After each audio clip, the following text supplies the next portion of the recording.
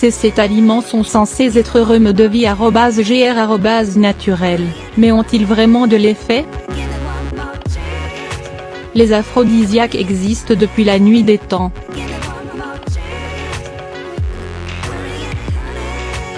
Si un aliment a la réputation d'améliorer les performances sexuelles, les gens vont y goûter.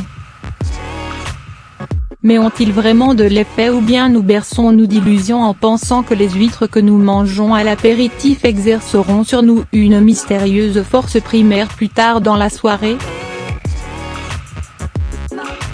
3 spécialistes nous ont donné leur avis sur l'efficacité de certains de ces aliments et nous expliquent d'où ils tiennent leur réputation.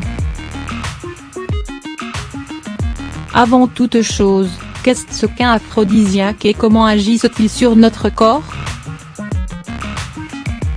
Le terme aphrodisiaque d'Aphrodite, la déesse grecque de l'amour, désigne un aliment ou une substance qui provoque l'excitation ou le désir sexuel.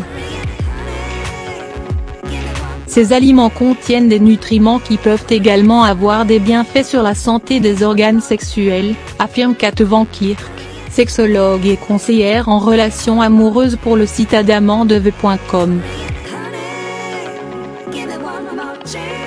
Certains aliments ont la réputation de stimuler l'appétit sexuel en intensifiant les sensations liées à l'excitation, comme la température corporelle, le rythme cardiaque ou l'énergie physique.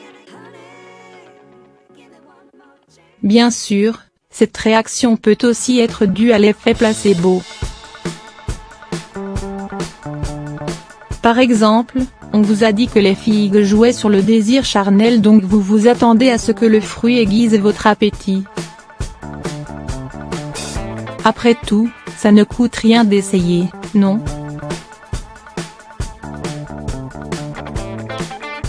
Les aphrodisiaques. La pastèque.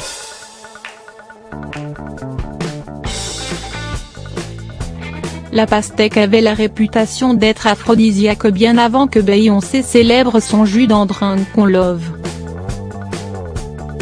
Selon Diana, obstétricienne, gynécologue et autre du livre Healthy Sex Drive, LTU, Why Your Libido Révèle About Your Life, une sexualité saine pour un corps sain, quand votre libido dit qui vous êtes, l'intérêt des gens pour ce fruit est compréhensible. La pastèque est riche en citrulline, explique-t-elle. C'est un acide aminé non essentiel qui détend et dilate les vaisseaux sanguins, comme le Viagra et les autres médicaments utilisés dans les troubles érectiles. Il augmente le flux sanguin et favorise la montée du désir. Plutôt prometteur, mais efficace. Étant donné que la citrulline est essentiellement présente dans la peau du fruit, Diana avoue qu'il faudrait manger beaucoup de peau des pastèques pour observer un résultat.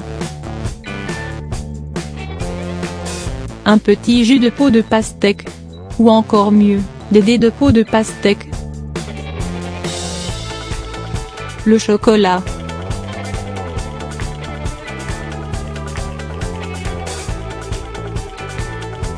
Ce n'est pas pour rien que le chocolat est le cadeau de Saint-Valentin idéal, il est délicieux, et les personnes qui n'en aiment aucune sorte sont rares, surtout qu'il en existe maintenant un rose.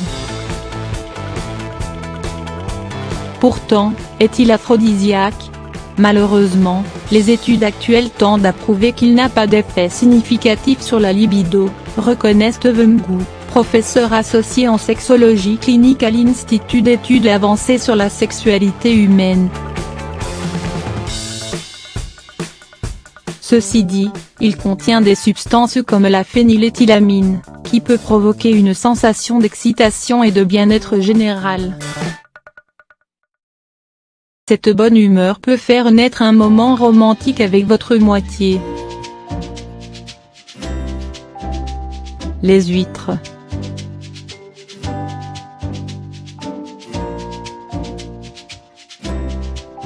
Le pouvoir aphrodisiaque des huîtres a longtemps alimenté l'histoire. La légende dit que Casanova, le célèbre libertin du XVIIIe siècle, faisait le plein d'huîtres crues tous les matins pour entretenir son énergie.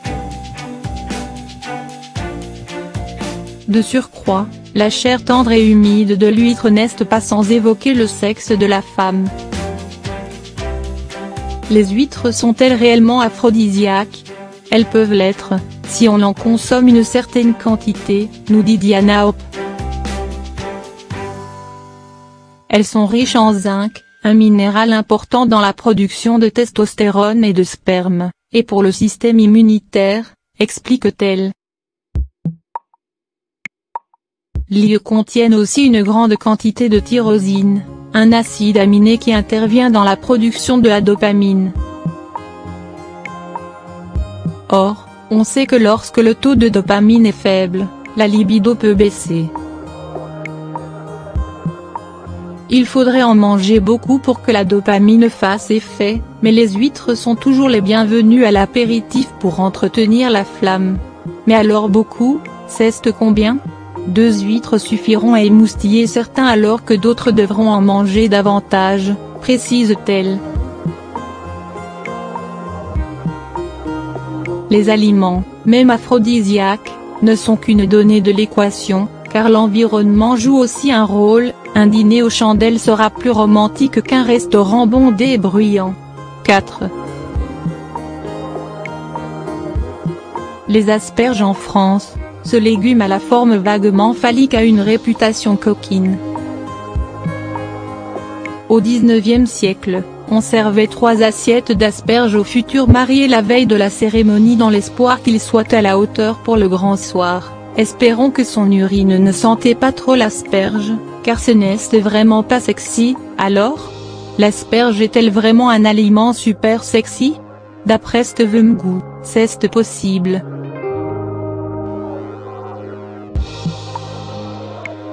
L'asperge regorge de nombreux nutriments qui stimulent notre sexualité, notamment les vitamines E et B et le potassium, souligne-t-il. Vu ses qualités nutritionnelles, ça vaut la peine d'essayer. Personnellement, je n'ai jamais fait l'expérience, mais j'aime les asperges alors je suis curieux.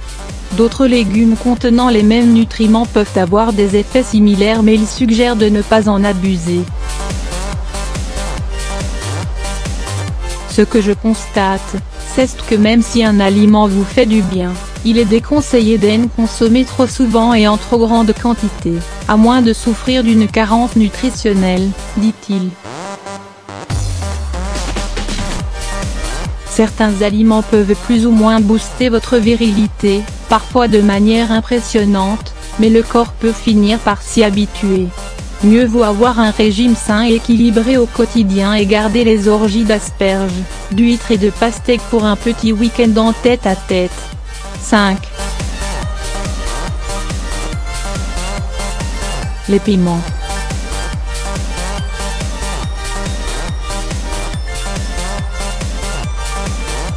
Mettez du piquant dans votre vie amoureuse.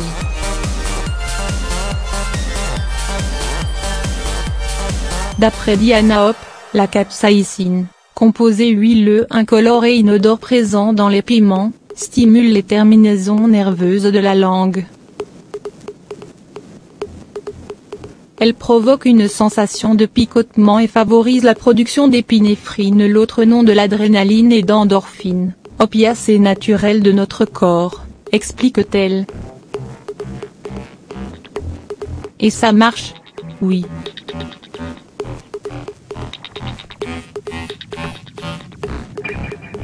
La dose d'endorphine délivrée par le piment est susceptible de vous enflammer.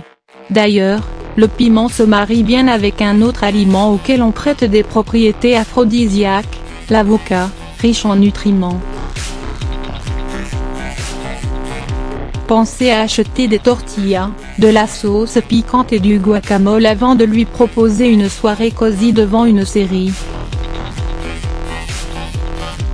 Les figues. Si la réputation des figues a franchi les siècles, c'est en grande partie parce qu'elles figurent dans la Bible parmi les fruits du jardin d'Éden.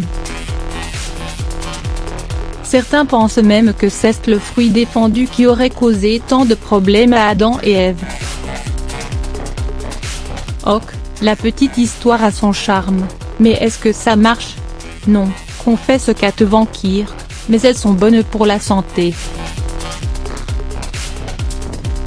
Elles sont très riches en antioxydants, en flavonoïdes et en polyphénols, ce qui peut favoriser la détente et le bien-être. Ne cherchez pas à savoir comment poussent les figues car cette histoire est loin d'être sexy.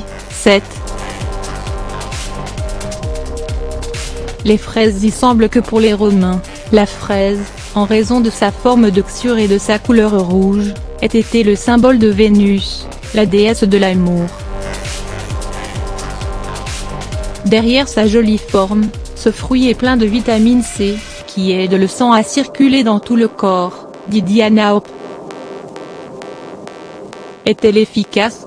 Comme la plupart des aliments aphrodisiaques, elle contient des éléments essentiels à la production des hormones sexuelles mais rien ne prouve qu'elle stimule notre désir, poursuit-elle. Cela dit, les fraises sont bonnes pour la santé.